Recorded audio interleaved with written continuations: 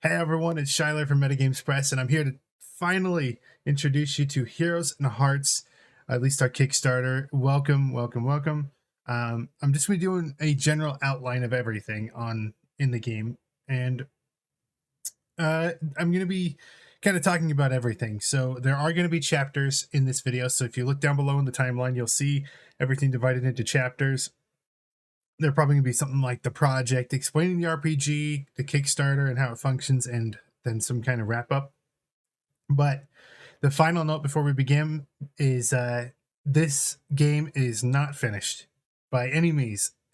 So that means things can change and probably will, but there are still some things that I think are still considered to be like firm and not change, although those are still somewhat changeable.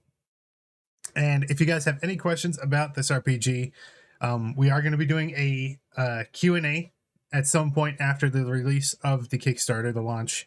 And that's going to be on our podcast, Roleplay Central. So send in questions through our email, metagamespress@gmail.com for that, or just leave them in the comments. Any way you can to get in contact with us. Any questions you guys have, we will try to answer. And I think with that, let's begin. So to start off, we'll talk about the project as itself. So Heroes and Hearts, it's a completely hit point driven RPG. So a lot of things matter based on your hit points. So like that also affects your ability scores that are in the game. It's affects all kinds of stuff throughout the game. It's completely built from scratch.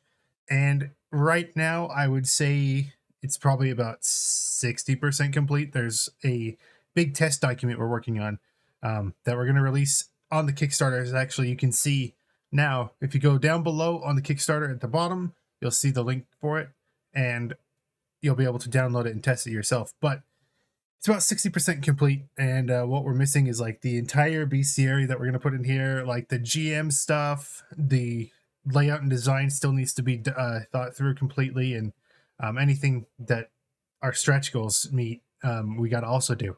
So that's kind of the project itself. Now let's talk about more of the rules in the core rulebook, what that'll include. So the PDF is going to include all of the rules, as you probably know already, along with all of the sample styles that we have.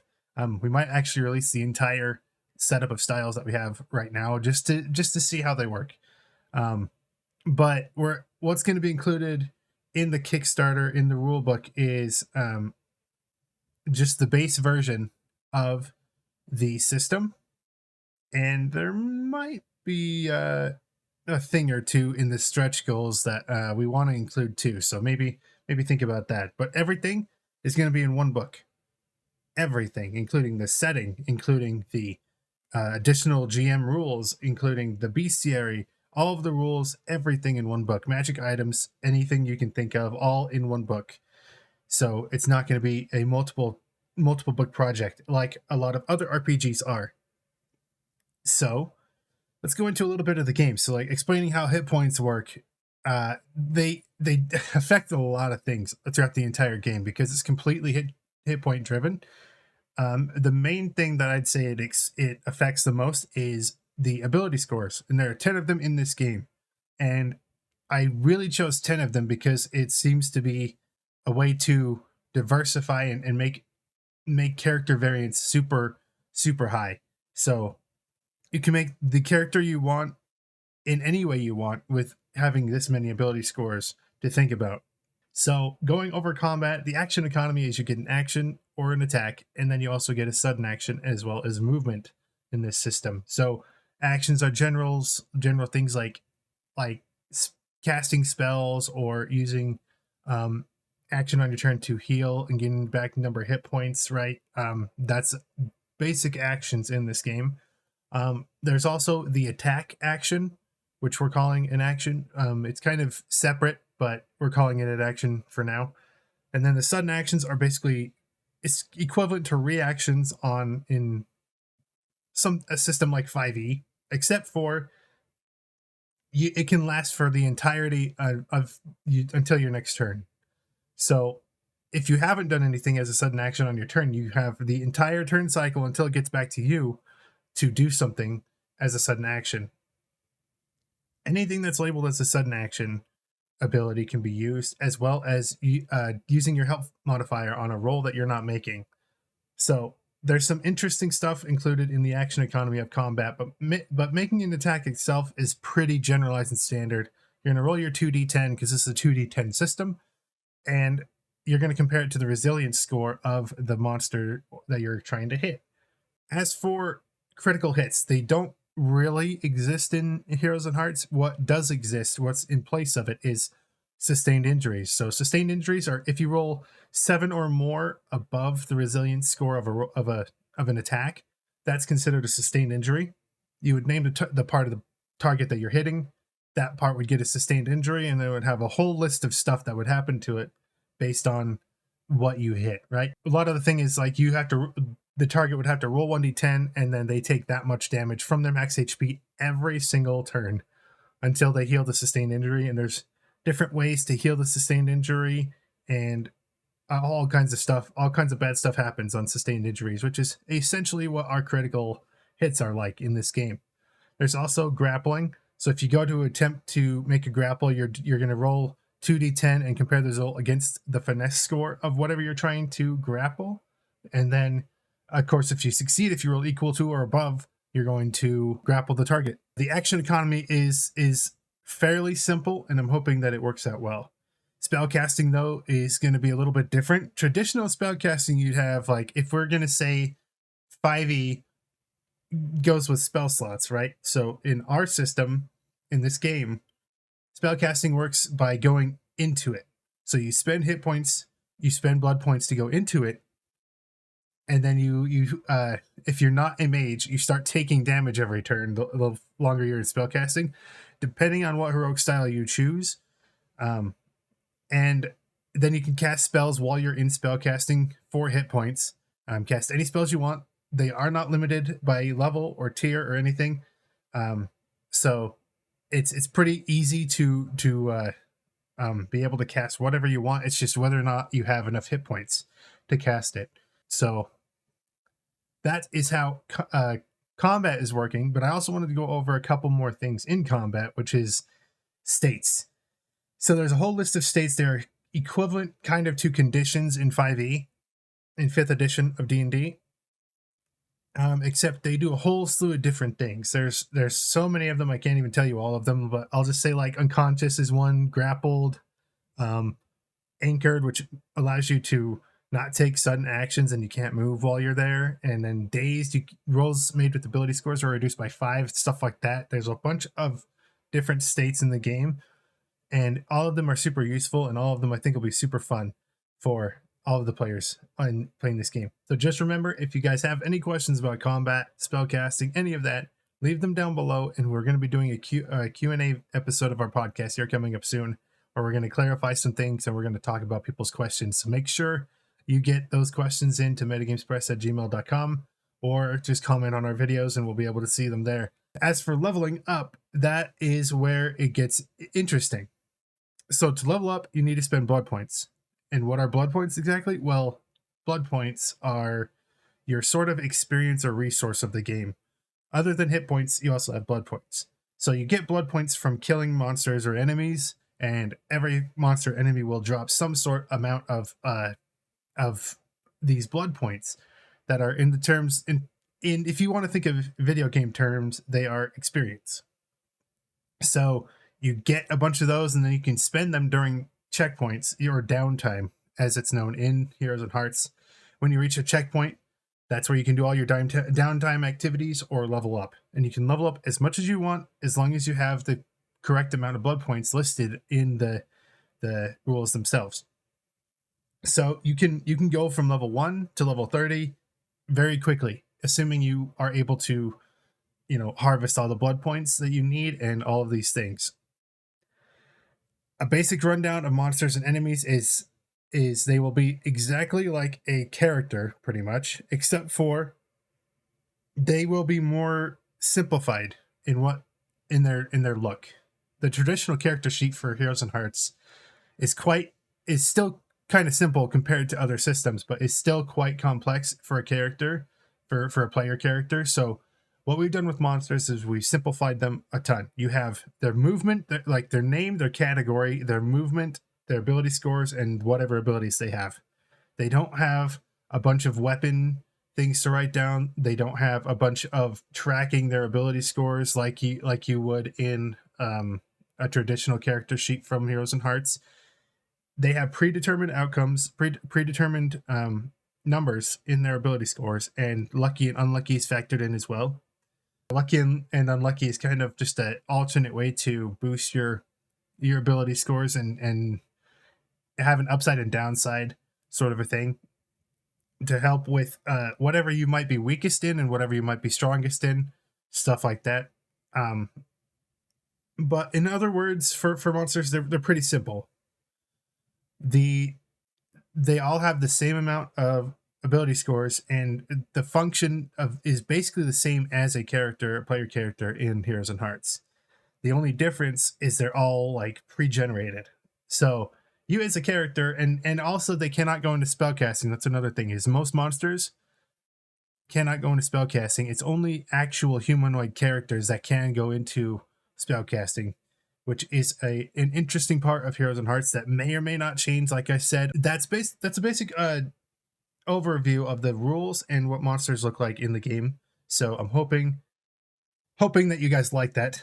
But let's go into the next section. So we'll talk about the Kickstarter. So the goals are set at, I think there's 4 different tiers. 1,500 would get us is our goal at the start. That would get us a basic, solid, complete project. It would not be like super polished. It wouldn't have a bunch of additions in it. So with 1,500, we think we can get to where we want to get to have the basic release of this system entirely.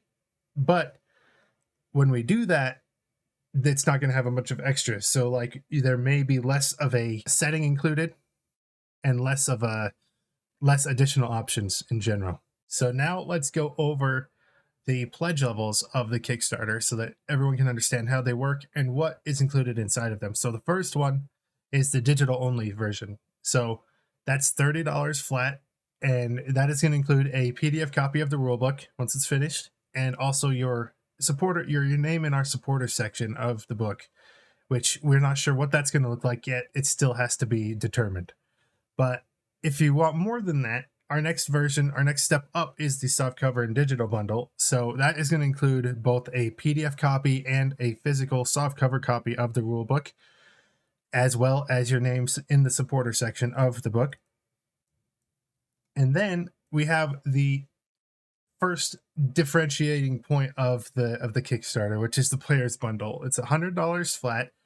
And that's going to get you everything from the previous tiers. So both the softcover and the PDF and the supporter section credit.